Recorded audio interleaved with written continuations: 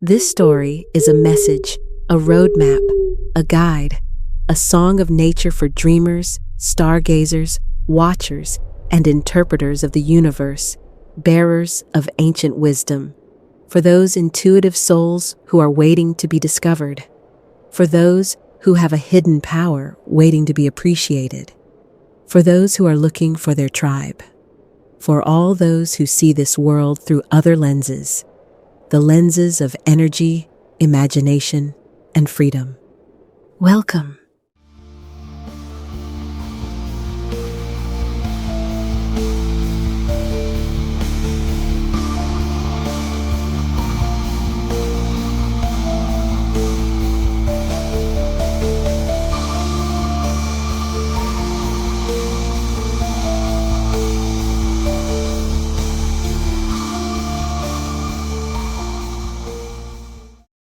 Tarragon felt her cold, rigid body lying down on the coarse surface of some fabric.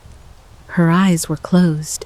She couldn't understand whether she was breathing or not, but she could smell the air filled with a fragrant, coniferous odor, and hear the wind whistling outside through the trees, making their branches moan. She felt odd, like all her consciousness was sitting in a faraway, tiny black room. It was a dubious state. Somehow, she knew that she was dead, and inexplicably, she knew that she wasn't. The woman could feel that darkness was tightly wrapping her. She didn't feel her body except for a thin but strong thread that still bridged her with it. She felt like she was holding this thread and controlling it. Tarragon could see herself lying there, like on a TV screen that often glitched and got blurred. She saw the poor room with tiny windows, the candles burning, and a priest praying. She could see the other man too, a stocky man. He had something savage about him. His hatred was palpable. There were none in the house except those two, and soon the priest left this sad hut as well. But the man was standing over the edge of the bed like an oak that had been struck by lightning, fuming. The deep night surrounded the little chamber. The owl's scream cut the silence, and the man shuddered, crossed himself, and murmured, "I know just what to do with you, witch." Tarragon felt his coarse hands wrapping her body into the even more coarse fabric, tightly, covering her head, avoiding looking at her face. He breathed heavily, issuing something like a growl, an incoherent set of noises. The woman felt how he raised her light body unceremoniously, put it on his shoulder, and carried it out of the house. She saw how it knocked the low doorways a few times, like a strange doll.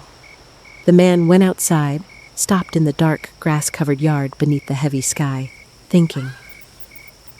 Then he turned and went towards the thick forest nearby. He walked fast, no sound heard, just heavy breathing. The young witch felt the man knew this forest, and every path in it well. She could sense the air so vividly, earthy, coniferous, humid, a glitch. The next moment, her body was lying in the center of a meadow with high grass surrounding her. The man watched her body, crossed himself again, and said with menace, "There, all as you loved. Let those creatures feast on you, filthy witch." He spat, turned sharply, and went away without glancing back. Tarragon still kept that thin thread tightly. Moreover, she felt like it was time to pull it. Just like winding thread into a ball when knitting, she sensed her black ball of energy moving closer and closer to her body. With every new loop of it, she felt more of the elements around her. The tingling sensation starting to crawl through her limbs, the memory flashing through her mind. She was riding a horse with no saddle, laughing, her hair flowing in the wind, a big wolf running behind. She hunted her first pheasant. She watched the bonfire burning, surrounded by the ancient forest of her land, warming her hands near it, her wolf curled behind her, her father lying dead in their shabby but neat cabin, a circle of neighbors around him.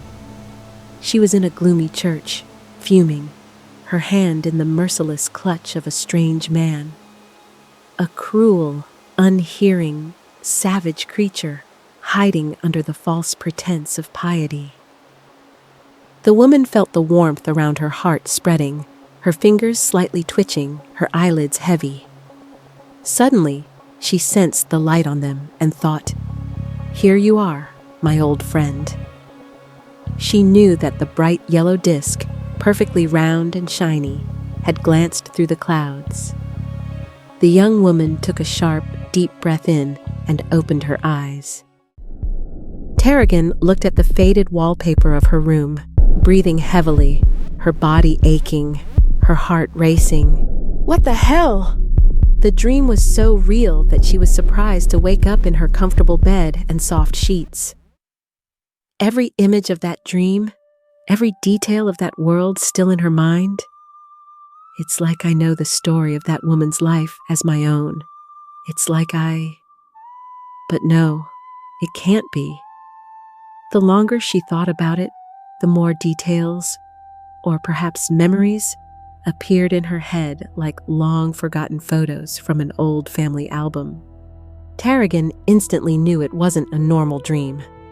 Something had shifted, something had changed forever, but she couldn't grasp what.